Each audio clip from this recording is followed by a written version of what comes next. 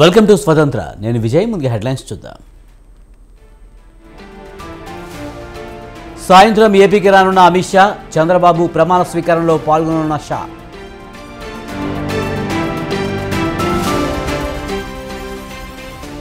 రాష్ట్రంలో 5 ఏళ్లుగా విపత్కర పరిస్థితులు, సమిష్టిగా ప్రభుత్వాన్ని ముందుకు తీసుకువెళ్తామన్న పవన్.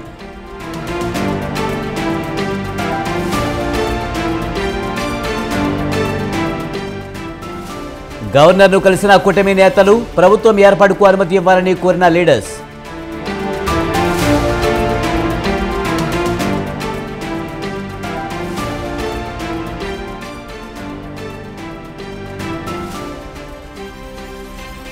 చంద్రబాబు ప్రమాణ స్వీకారానికి చిరంజీవి, స్టేట్ గెస్ట్గా మెగాస్టార్కు ప్రత్యేక ఆహ్వానం.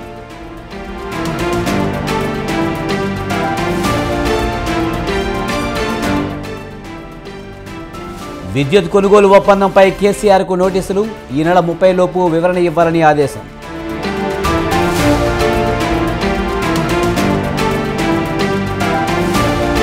ఈ నెల 24 నుంచి పార్లమెంటు సమావేశాలు, జూలై 3 వరకు కొనసాగనున్న మీటింగ్.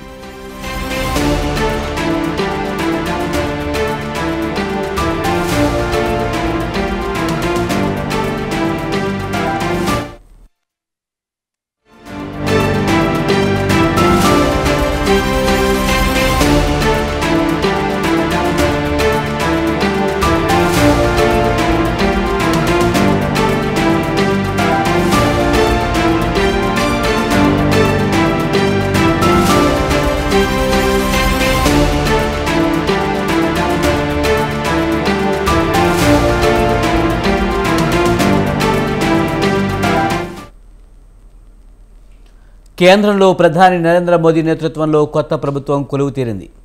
ఈ క్రమంలో లోక్సభ కార్యకలాపాలు నిర్వహించేందుకు స్పీకర్ను ఎన్నుకోవాల్సి ఉంది. అంతకంటే ముందుగా కొత్తగా ఎన్నికైన ఎంపీలు ప్రమాణ స్వీకారం చేయాల్సి ఉంది. వీటి కోసం పార్లమెంటు ప్రత్యేక సమావేశాలు జరగనున్నాయని సంబంధిత వర్గాలు వెల్లడించాయి. జూన్ 24 నుంచి జూలై 3 వరకు వీటిని నిర్వహించనున్నట్లు తెలుస్తోంది.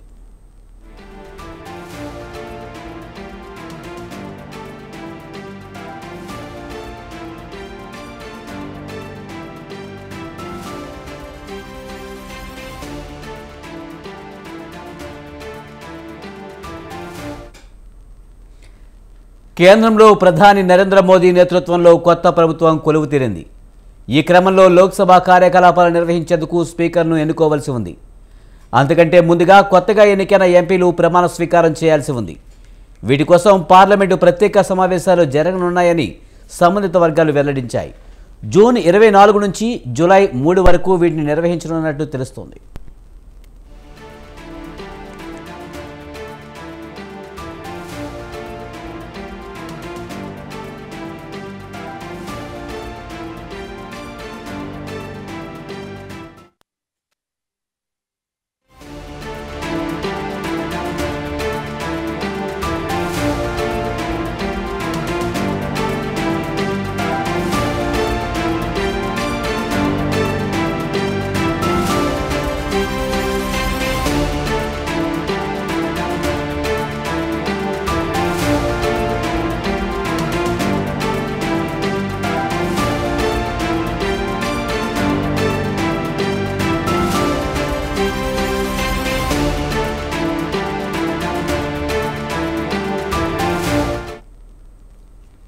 తెలంగాణలో గత ప్రభుత్వ హయాంలో జరిగిన విద్యుత్ కొనుగోలు ఒప్పందంపై మాజీ సీఎం కేసీఆర్కు నోటీసులు పంపించారు.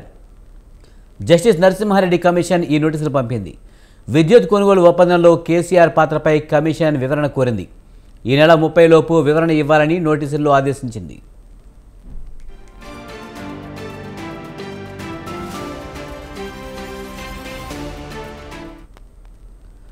తెలంగాణలో విద్యుత్ కొనుగోలు అంశం పెను దుమారాన్ని రేపుతోంది.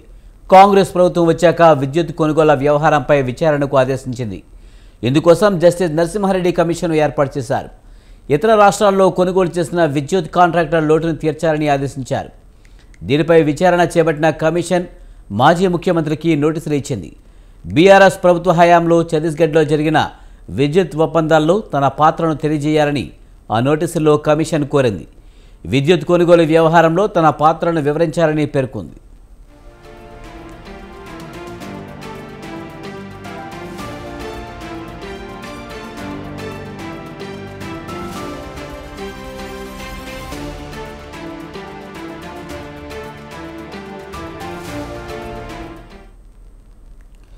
విద్యుత్ కమిషన్ నోటీసుల ప్రకారం జూన్ 15లోగా సమాధానం ఇవ్వాలని కోరింది.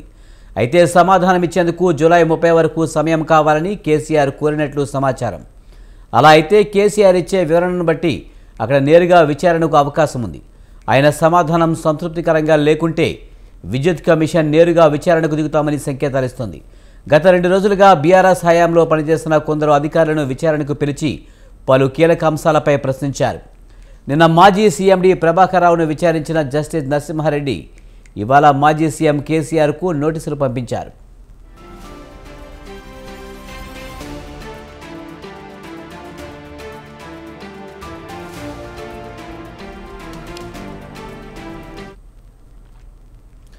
ఛత్తీస్గఢ్, భద్రాద్రి, యాదాద్రి థర్మల్ ప్లాంట్స్పై విచారణ జరుగుతుందని విద్యుత్ కమిషన్ చీఫ్ జస్టిస్ నరసింహారెడ్డి చెప్పారు. టెండర్ల ప్రక్రియ లేకుండా ఒప్పందాలు జరిగాయన్నారు. 25 మందికి నోటీసులు ఇచ్చామని, మాజీ సీఎం కేసీఆర్ మాత్రం ఇంకా సమాధానం ఇవ్వలేదన్నారు. విచారణకు వచ్చేందుకు కేసీఆర్ సమయం కోరారని ఆయన చెప్పారు. 3 నిర్ణయాలు అప్పటి ప్రభుత్వం తీసుకుందని, ఆ నిర్ణయాలతో జెన్కోలకు సంబంధం లేదన్నారు నరసింహారెడ్డి. అందరూ తెలుసు, ముందు ఈ కమిషన్ ఏర్పడగానే ఈ 3 విషయాల్లో ఛత్తీస్గఢ్ నుంచి పవర్ పర్చేజ్ అగ్రిమెంట్ ఒకటి, రెండవదేమో భద్రాద్రి థర్మల్ పవర్ స్టేషన్, మూడవది యాదాద్రి థర్మల్ పవర్ స్టేషన్. ఈ 3 కూడా టెండర్ ప్రక్రియ లేకుండా ఒక డైరెక్ట్ నెగోషియేషన్ ద్వారా ఇచ్చినాయి. మొదటిదేమో ఛత్తీస్గఢ్ అక్కడ పవర్ ఏజెన్సీకి, రెండేదేమో ఈ నిర్మాణానికి బిహెచ్ఎల్ కాంట్రాక్ట్ ఇవ్వడం. అయితే అందరికి లెటర్ రాసి దాదాపు 25 మందిని ఐడెంటిఫై చేసినాము. ఈ ప్రక్రియలో నిర్ణయం తీసుకున్న అధికారులు కానీ లేకుంటే అనధికారులు కానీ వాళ్ళందరికీ అందరూ కూడా వారు జవాబులు ఇచ్చినారు. ఒక మాజీ ముఖ్యమంత్రి చంద్రశేఖరరావు గారు జూలై ఎండింగ్ వరకు టైం అడిగినారు. అయితే మేము వాళ్లకు లెటర్ రాస్తూ మ్యాక్సిమం జూన్ 15 వరకు ఇవ్వండి, మాకు టైం లిమిటెడ్గా ఉందని. ఇంకొక అధికారి కూడా రావాలి. మీ అందరూ తెలుసు, ముందు ఈ కమిషన్ ఏర్పడగానే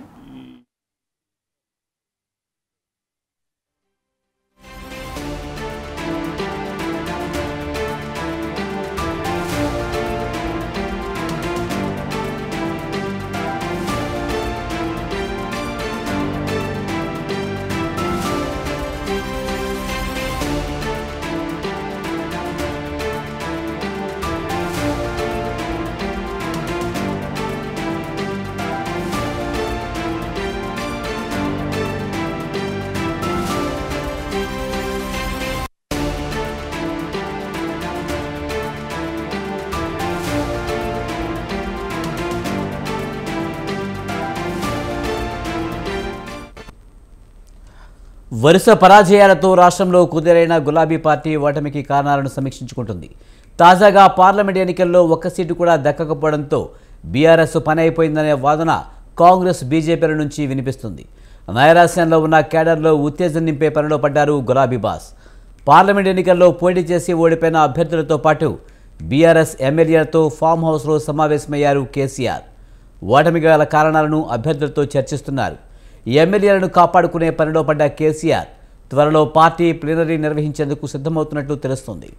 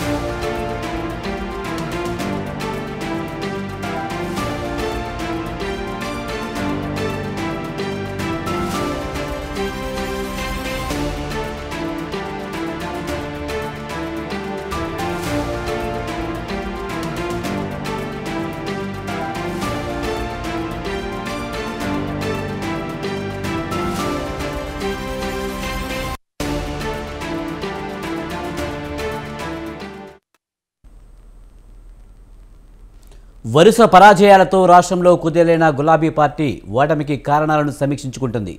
తాజాగా పార్లమెంట్ ఎన్నికల్లో ఒక్క సీటు కూడా దక్కకపోవడంతో బీఆర్ఎస్ పని అయిపోయిందనే వాదన కాంగ్రెస్ బీజేపీల నుంచి వినిపిస్తుంది.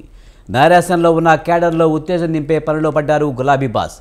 పార్లమెంట్ ఎన్నికల్లో పోటీ చేసి ఓడిపోయిన అభ్యర్థులతో పాటు బీఆర్ఎస్ ఎమ్మెల్యేలతో ఫామ్ హౌస్లో సమావేశమయ్యారు కేసీఆర్.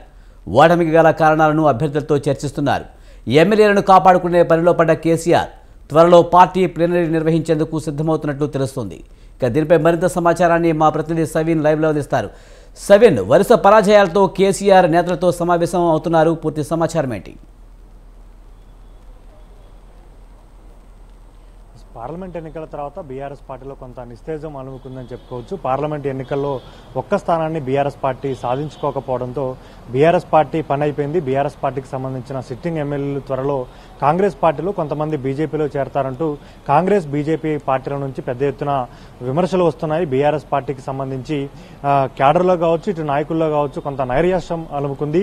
ఈ నేపథ్యంలోనే బీఆర్ఎస్ అధినేత మాజీ ముఖ్యమంత్రి కేసీఆర్ పార్లమెంట్ ఎన్నికల్లో బీఆర్ఎస్ పార్టీ తరఫున పోటీ చేసి ఓడిపోయిన అభ్యర్థులను ఒక్కొక్కరిని పిలిపించుకుని ఫామ్ హౌస్ కు పిలిపించుకుని వారితో చర్చలు జరుపుతున్నారు.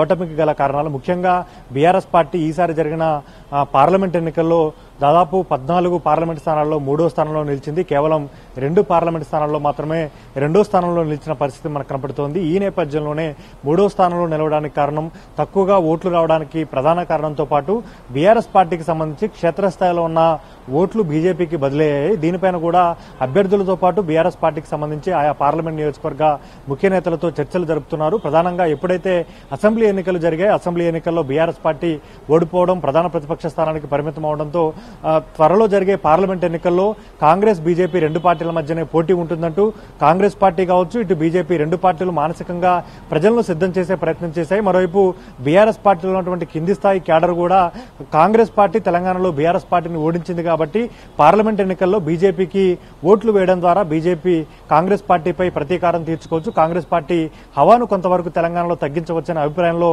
బీఆర్ఎస్ పార్టీ క్యాడర్ పూర్తిగా ఉండి బీజేపీ వైపుకు ఓట్లు టర్న్ చేశారనే ప్రచారం కూడా పెద్ద ఎత్తున జరుగుతోంది. ఇప్పటికే అసెంబ్లీ ఎన్నికలు ముగిసిన తర్వాత పార్లమెంట్ ఎన్నికలకు ముందు 3 బీఆర్ఎస్ పార్టీ ఎమ్మెల్యేలు కాంగ్రెస్ పార్టీలో చేరారు. కడియం శ్రీహరి కావచ్చు, తెల్లం వెంకట్రావు, దానం నాగేందర్, వీరు 3 కాంగ్రెస్ పార్టీలో చేరారు.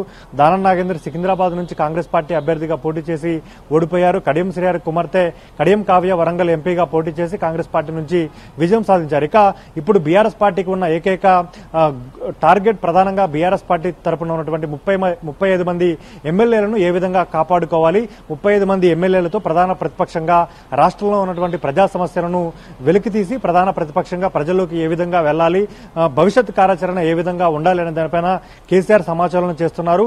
బీఆర్ఎస్ పార్టీకి సంబంధించిన గ్రేటర్ హైదరాబాద్ పరిధిలో గత అసెంబ్లీ ఎన్నికల్లో అత్యధిక స్థానాలను బీఆర్ఎస్ పార్టీ గెలుచుకుంది. ఇప్పుడు గ్రేటర్ పరిధిలో ఉన్నటువంటి బీఆర్ఎస్ ఎమ్మెల్యేలు అధికార కాంగ్రెస్ పార్టీ వైపుకు చూస్తున్నారనే ప్రచారం జరుగుతుంది. ఇటీవల బీఆర్ఎస్ పార్టీ నుంచి కాంగ్రెస్ లో చేరిన ఖైరతాబాద్ ఎమ్మెల్యే దానం నాగేందర్ కూడా గ్రేటర్ హైదరాబాద్ పరిధిలో ఉన్న బీఆర్ఎస్ ఎమ్మెల్యేలు కాంగ్రెస్ పార్టీలోకి రావాలి, కాంగ్రెస్ పార్టీలోకి వస్తే నేను మధ్యవర్తిత్వం వహించి కాంగ్రెస్ పార్టీ అధిష్టానం ముఖ్యమంత్రి రేవంత్ రెడ్డితో మాట్లాడి అన్ని సమస్యలు పరిష్కరించేందుకు కృషి చేస్తానంటూ కూడా పేర్కొన్నారు. ఈ నేపథ్యంలోనే బీఆర్ఎస్ పార్టీ గ్రేటర్ హైదరాబాద్ కు సంబంధించిన ఎమ్మెల్యేలను సైతం కేసీఆర్ పిలిపించుకుని పార్టీ మారకుండా ఉండాలి, ఖచ్చితంగా భవిష్యత్తులో బీఆర్ఎస్ పార్టీకి మంచి రోజులు వస్తాయి, కేంద్రంలో బీజేపీ ప్రభుత్వం అధికారంలోకి వచ్చింది, రాష్ట్రంలో కాంగ్రెస్ పార్టీ అధికారంలో ఉంది కాబట్టి కాంగ్రెస్ పార్టీ హామీలు నెరవేర్చదు, ప్రధానంగా కాంగ్రెస్ పార్టీలో ఉన్న గ్రూపు తగాదాలు బీఆర్ఎస్ పార్టీకి అడ్వాంటేజ్ గా మారతాయని కేసీఆర్ వారికి నచ్చ చెప్తున్నట్లుగా తెలుస్తోంది.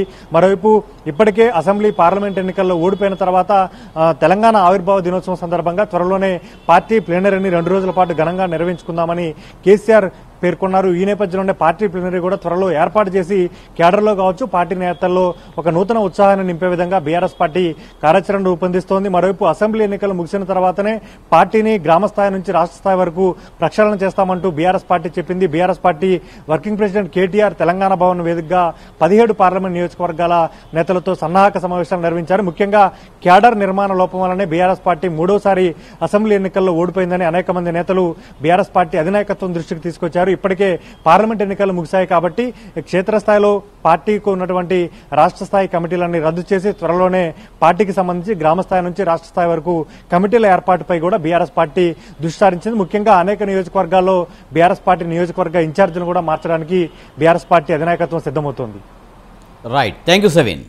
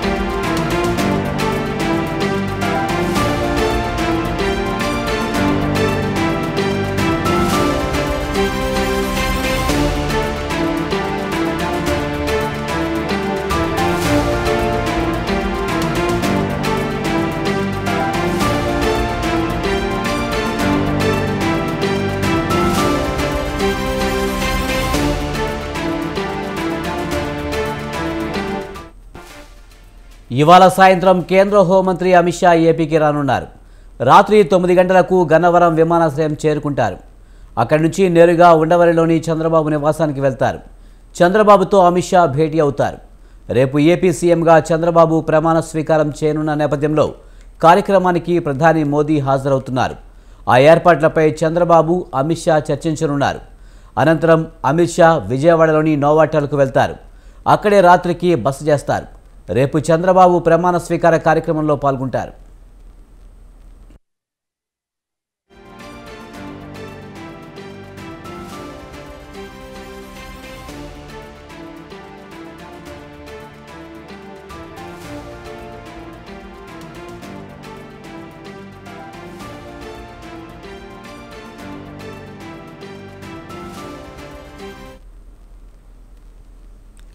ఇవాళ సాయంత్రం కేంద్ర హోంమంత్రి అమిత్ షా ఏపీకి రానున్నారు. రాత్రి 9 గంటలకు గన్నవరం విమానాశ్రయం చేరుకుంటారు. అక్కడి నుంచి నేరుగా ఉండవల్లిలోని చంద్రబాబు నివాసానికి వెళ్తారు. చంద్రబాబుతో అమిత్ షా భేటీ అవుతారు. రేపు ఏపీకి సీఎంగా చంద్రబాబు ప్రమాణ స్వీకారం చేయనున్న నేపథ్యంలో కార్యక్రమానికి ప్రధాని మోదీ హాజరవుతున్నారు. ఆ ఏర్పాట్లపై చంద్రబాబు అమిత్ షా చర్చించనున్నారు. అనంతరం అమిత్ షా విజయవాడలోని నోవాటెల్కు వెళ్తారు. అక్కడే రాత్రికి బస చేస్తారు. రేపు చంద్రబాబు ప్రమాణ స్వీకార కార్యక్రమంలో పాల్గొంటారు.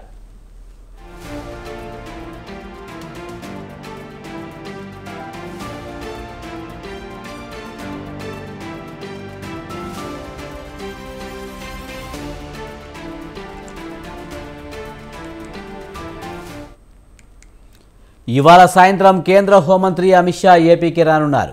రాత్రి 9 గంటలకు గన్నవరం విమానాశ్రయం చేరుకుంటారు. అక్కడి నుంచి నేరుగా ఉండవల్లిలోని చంద్రబాబు నివాసానికి వెళ్తారు. చంద్రబాబుతో అమిత్ షా భేటీ అవుతారు. రేపు ఏపీ సీఎంగా చంద్రబాబు ప్రమాణ స్వీకారం చేయనున్న నేపథ్యంలో కార్యక్రమానికి ప్రధాని మోదీ హాజరవుతున్నారు. ఆ ఏర్పాట్లపై చంద్రబాబు అమిత్ షా చర్చించనున్నారు. అనంతరం అమిత్ షా విజయవాడలోని నోవాటెల్కు వెళ్తారు. అక్కడే రాత్రికి బస చేస్తారు.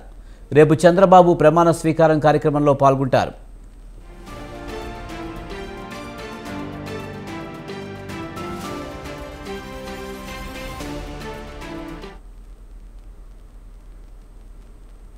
జనసేన ఎమ్మెల్యేల సమావేశంలో పార్టీ అధినేత పవన్ కళ్యాణ్ ఆసక్తికర వ్యాఖ్యలు చేశారు. ఎట్టి పరిస్థితుల్లో వ్యక్తిగత విమర్శలు చేయొద్దని ఎమ్మెల్యేలకు సూచించారు. కక్ష సాధింపుకు ఇది సమయం కాదన్నారు.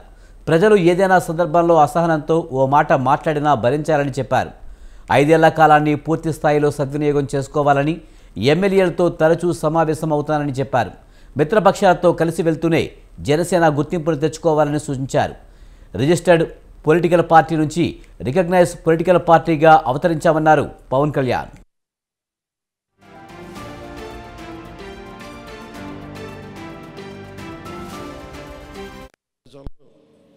క్షేత్రస్థాయిలో ప్రతి ఒక్కరూ అందుబాటులో ఉన్నాం, నాతో సహా. ఈరోజున జాతీయ స్థాయిలో మనం సాధించిన విజయాలు కూడా చెప్పుకోవాలి. చాలామంది పొలిటికల్ పార్టీ ప్రారంభించారు, మూసేశారు భారతదేశం మొత్తం మీద. ఈవెన్ ఫ్రమ్ పంజాబ్ నుంచి ఎవరో వచ్చి మాట్లాడుతున్నారు, వాళ్ళ అకాలీదళ ఫ్యాక్షన్ ఒకటి.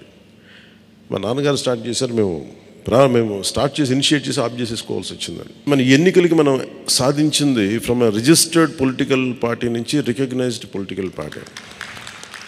అండ్ రెండు నెవర్ బిఫోర్ ఇన్ భారత్ ఇంత ఘన విజయం ప్రజల నిర్మాణానికి, లేదంటే వారికి అభివృద్ధికి, వారి అభ్యున్నతికి తప్ప ఇది ఒక వెండెట్టగా ఏం కానీ, లేదంటే పగా ప్రతీకారాలు తీర్చుకోవడానికి గతంలో ఇలా చేశారు కాబట్టి మనం ఇలా చేయాలి, అలాంటి ఆలోచన ధోరణిని దయచేసి మనందరం దాన్ని ఎంకరేజ్ చేయకండి దయచేసి. దాన్ని అమరావతి రాజధాని పనులు తిరిగి ఊపందుకున్నాయి. గత 5 ఏళ్లుగా ఆగిపోయిన రాజధానిని కొత్త ప్రభుత్వం ఏర్పాటుతో తిరిగి పట్టాలెక్కింది. ప్రస్తుతం అమరావతిలో జంగిల్ క్లియరెన్స్ పనులు చేస్తుండటంతో పాటు సిఆర్డీఏ ఆఫీసును యుద్ధ ప్రాతిపదికన పూర్తి చేస్తున్నారు.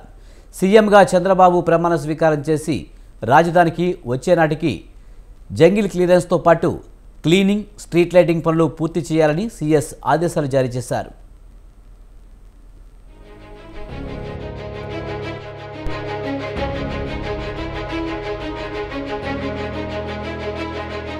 రాజధాని అమరావతిలో జంగిల్ క్లియరెన్స్ పనులు శరవేగంగా పూర్తి చేస్తూ ఉండడంతో రైతులు హర్షం వ్యక్తం చేస్తున్నారు. ఇటీవల సీఎస్ రాజధాని పనులు పరిశీలించారు. వెంటనే మిగతా పనులు ప్రారంభించాలని అధికారులను ఆదేశించారు.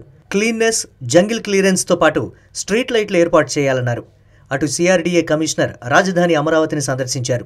అమరావతి ఏరియాకు వాటర్ సప్లై చేసే ప్రాజెక్టు పనులు పరిశీలించారు. ఈ నేపథ్యంలోనే ఆయన 10 MLD వాటర్ లైన్లు, డిస్ట్రిబ్యూషన్ పనులు 95% పూర్తయ్యాయన్నారు. ఈ ప్రాజెక్టు ద్వారా 75,000 మందికి సరిపడా తాగునీరు అందించవచ్చన్నారు. ఎడ్యుకేషన్ ఇన్స్టిట్యూషన్లకు ఈ ప్రాజెక్టు ద్వారా తాగునీరు పంపిణీ చేయవచ్చన్నారు. అమరావతి ఏరియాకి వాటర్ సప్లై చేయాలన్న ఒక ప్రాజెక్టు అప్పుడు డిజైన్ చేయడం జరిగింది. స్మార్ట్ సిటీ ఫండ్స్ కింద this 10 MLD water treatment plant మరియు వాటర్ డిస్ట్రిబ్యూషన్ లైన్స్ దగ్గరగా ఫినిషింగ్కి వచ్చేసింది. Almost 95% of the work is over. This is 10 MLD కాబట్టి అరౌండ్ 75,000 పాపులేషన్కి సరిపడా కెపాసిటీ ఉంది. ఇదే వాటర్ సప్లై ప్రాజెక్ట్ ద్వారా మనం ఏదైతే ఇన్స్టిట్యూషన్స్ ఉన్నాయి, లైక్ పెద్ద ఎడ్యుకేషన్ ఇన్స్టిట్యూషన్స్ కానీ, సెక్రటేరియట్, హైకోర్టు, ఇంకా రాబోయే కాలంలో what ever institutions will come in to operation, వాటికి ఈ వాటర్ సప్లై ప్రాజెక్ట్ ద్వారా నీళ్ళు అందించడం జరుగుతుంది. అదేవిధంగా జంగిల్ క్లియరెన్స్ కోసం టెండర్ ప్రక్రియ ప్రారంభించామన్నారు. స్ట్రీట్ లైట్ ప్రాబ్లంను వెంటనే పరిష్కరించామన్నారు. ఇప్పటికే రాజధాని అమరావతిలో పర్యటించిన ఏపీ సీఎస్ అమరావతి నిర్మాణాల స్థితిగతులను పరిశీలించారు. ఏ పనులు ఏ స్థాయిలో ఉన్నాయో ఓ నివేదికను సీఎం ప్రమాణం చేసే నాటికి సిద్ధం చేయనున్నట్లు చెప్పారు.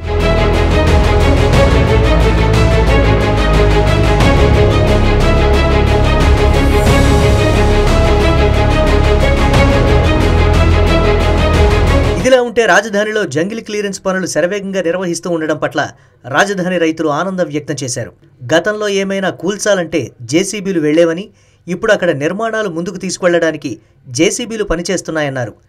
ఇదే విధంగా పనులు వేగంగా చేసి మాస్టర్ ప్లాన్ ప్రకారం అమరావతి సాకారం చేయాలని రైతులు విజ్ఞప్తి చేశారు.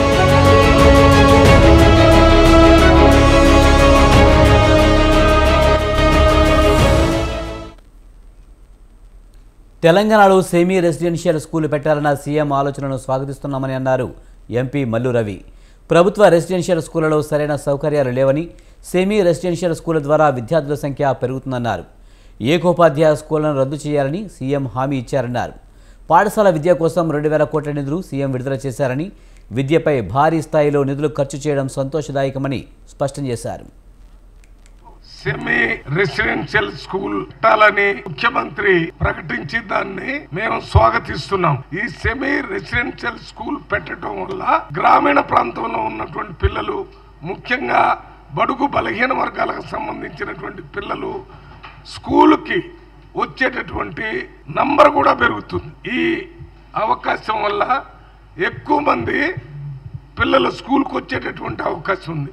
పిల్లలు స్కూల్కి ఎక్కువ మంది రావటం వల్ల సమాజంలో మంచి పౌరులుగా ఏర్పడే అవకాశం చదువు వల్లనే ఉంది. కాబట్టి వాళ్ళందరూ కూడా స్కూల్కు రావటం, చదువుకునేటటువంటి అవకాశం జరుగుతుంది. ఇది ఒక మంచి నిర్ణయం అనుకుంటున్నాను. దీన్ని త్వరలోనే ముఖ్యమంత్రి గారు మరి దాని విధి విధానాలను ఏర్పాటు చేసి దాన్ని డెసిషన్ తీసుకొని ఇంప్లిమెంట్ చేసే కార్యక్రమం చేయాలని ఆ కార్యక్రమాన్ని. తెలంగాణలో 10 ఏళ్ల గడీల పాలన సాగిందని ఎమ్మెల్సీ బల్మూరి వెంకట్ అన్నారు. సీఎం రేవంత్ వచ్చాక గడీల పాలనకు స్వస్తి పలికారని చెప్పుకొచ్చారు. తాము అధికారంలోకి వచ్చాక ప్రజాపాలన వచ్చిందన్నారు. కేసీఆర్, కేటీఆర్, హరీష్ రావులకు సవాల్ విసిరారు. లోగో విషయంలో 100 కోట్లు దుబారా అవుతున్నాయన్న వ్యాఖ్యలకు చర్చకు సిద్ధమంటూ సవాల్ చేశారు. టీఎస్కు బదులు టీజీగా మార్చినందుకు 1000 కోట్లు ఖర్చు అవుతున్నాయని ప్రచారం చేస్తున్నారని, తప్పుడు పేపర్లు, జీబోలు, కాపీలు తయారు చేసి ప్రచారం చేస్తున్నారని విమర్శించారు. ఇప్పుడు దానికి సంబంధించి దేనికి ఎంత ఖర్చు అవుతుందని చెప్పి బీఆర్ఎస్ పార్టీ లెక్క సాటుగా జీఎల్ చూపించి దాచిపెట్టి దాన్ని ప్రజలకి చూపించకుండా దాచిపెట్టే ప్రభుత్వం కాంగ్రెస్ ప్రభుత్వం కాదు. అఫీషియల్గా అంకెలతో సహా బయటికి వచ్చినప్పుడు మా సంబంధించిన ముఖ్యమంత్రి గారు, సంబంధించిన శాఖ మంత్రులు, ఏదైతే ప్రభుత్వ అధికారులు అధికారికంగా ఆ కాపీ వచ్చినప్పుడు దేనికి ఎంత ఖర్చు అవుతుందని చెప్పి మీడియా ప్రెస్ మీట్లోనే చాలా స్పష్టంగా క్లారిటీ ఇస్తాం. వాళ్ళ లెక్క మేము ఏదైతే జియో కాపీలు తీసి దాన్ని సిస్టంలో అప్లోడ్ చేయకుండా దాచుకునే ప్రయత్నము ఈ ప్రజాప్రభుత్వం చేస్తలేదు. ఏది ఉన్నా కూడా మేము జవాబుదారీతనంతో ఉన్నాము. ప్రతి ఒక్కటి కూడా ఏది తీసుకొచ్చినా ప్రజలకి స్పష్టంగా కూడా ఏదైతే మీ మాధ్యమాల్లో, మీడియా మాధ్యమాల్లోనే దానికి సంబంధించిన క్లారిటీ కూడా ఇవ్వడం జరుగుతుంది. ఇప్పుడు దానికి సంబంధించి ఇవి ఈ బులెటిన్ విశేషాలు. చూస్తూనే ఉండండి స్వతంత్ర.